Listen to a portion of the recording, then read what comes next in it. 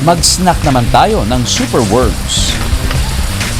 Pag kinain mo siya, parang green peas talaga kasi parang may mapipil kang ang tawag yung shell.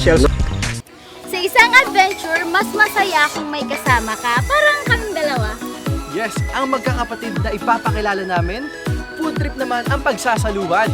Tara, makitikim tayo sa kanilang Amazing Mukbang! Tara, food trip tayo sa culinary capital of the Philippines, Pampanga. Sobrang bilis lang nito kasi Subukan mo naman this time ang langgam o kaya bulate. Ay nga pala mga kabrother, yung super well na to, ito yung Mukbang na tayo kasamang mga utol na food vloggers at kapampangang cooks, ang Kalina Brothers. Mahilig kami magluto kahit hindi pa kami nag-vlog bilang Kapampangan kasi nga nasa culinary capital of the Philippines kami. Bago kami gumawa ng mga mukbang, nakasanayan na namin kumain ng mga exotic food tulad ng cricket, kamaro at palaka dahil nga taga Pampanga kami. Curious din kaming malaman paano niluluto mga ito, pati na ang lasa. Malapit na, chibuga na. cheers. Kain po. Dalawang mag-utol at isang hindi malilimutang mukbang. Appetizer muna, hantik. Kinainin na natin tong yung yero. Lalagay natin yung langgam. Isahin natin sa gisa, brother. Sibuyas, bawang, sibuyas, tsaka sili. Sobrang bilis lang nito kasi madali lang na malutuin yung langgam. Wala naman siyang pambihirang lasa or kakaibang lasa bukod sa maasim lang. Wala naman siyang parang weirdong lasa, parang nagpapap sa bibig mo. Mag-snack naman tayo ng super worms. Pag kinain mo siya, parang green peas talaga kasi parang may mapipil kang ang tawag yung shell. Main course na, ang uok. Ito yung uok. Uok, Ito yung larva ng uwang. Uwang. Ang uwang, sa madaling sabi, salagubang.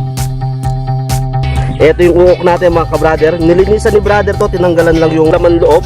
Bawang, sibuyas. Yun. So ilalagay ko na yung cook, brother. Yun no. Ang paminta, Paminta. konting asin. Oops, okay na yan. Yan, cheers. Cheers. Ito na to.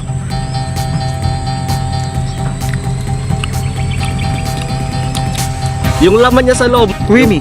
oh, parang magatas-gatas, na malinamnam. Tsaka dahil sa nilagay natin bawang sibuyas, pati yung asin, masarap yung lasa niya. I-level up pa natin ang handaan. Tikman ang crispy adobong salagubang.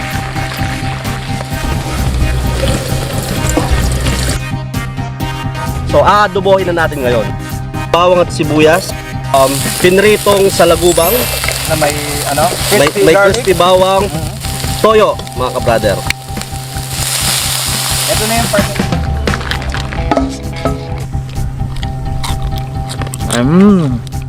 In fairness, walang lasang parang hindi siya lasang insekto or amoy na insekto. Kasi yung iba Sarap. parang gano'n eh. Sarap, dadamihan ko na. Brother, kahit yung ulo, pwedeng kainin Yun. Napili namin ang uok, super worm, langgam at salagubang kasi gusto namin matikman kung masarap ba. Curious kami. Kung tutuusin, hindi na ito bago. Pero kung naninibago ka, there's always a first time.